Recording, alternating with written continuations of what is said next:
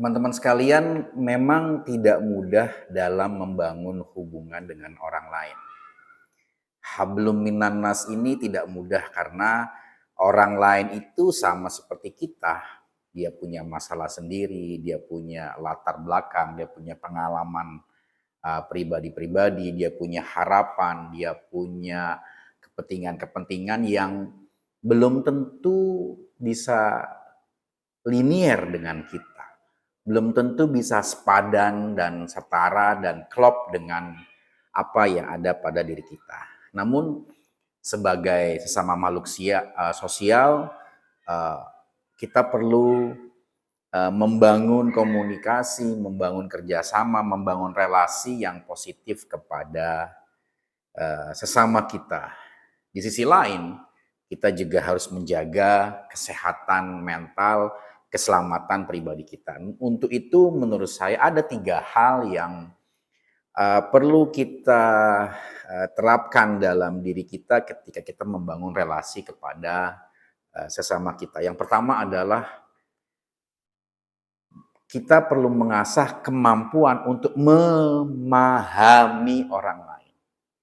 Jadi kepada siapapun kita bergaul, dengan siapapun kita membangun komunikasi, kita harus mampu memahami orang lain tersebut.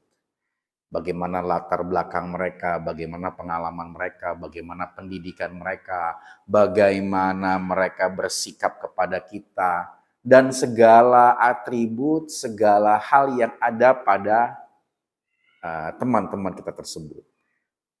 Dalam pemahaman inilah kita mampu untuk menempatkan diri kita yang terbaik pada posisi kita bersama dengan sesama kita.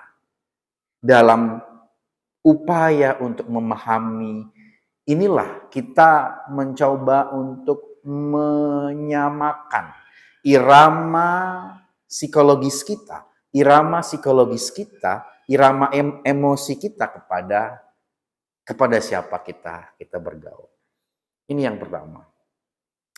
Yang kedua, sebagai lanjutan dari proses pemahaman itu, dalam rangka menjaga diri kita tetap untuk berhati-hati, menjaga jarak, dan dalam implementasinya kita tidak boleh terlalu berharap kepada orang lain.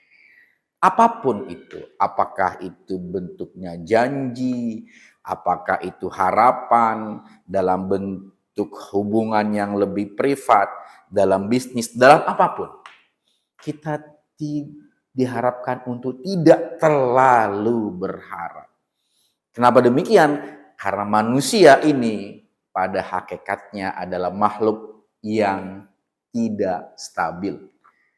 Makhluk kemungkinan yang hatinya bisa berbalik arah dalam tempo yang sangat cepat sekali. Ya. Hatinya bisa bolak-balik.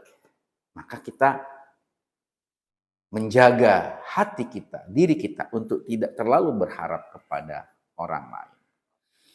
Dan yang terakhir adalah kita perlu belajar di dalam diri kita untuk siap-siap memaafkan orang lain.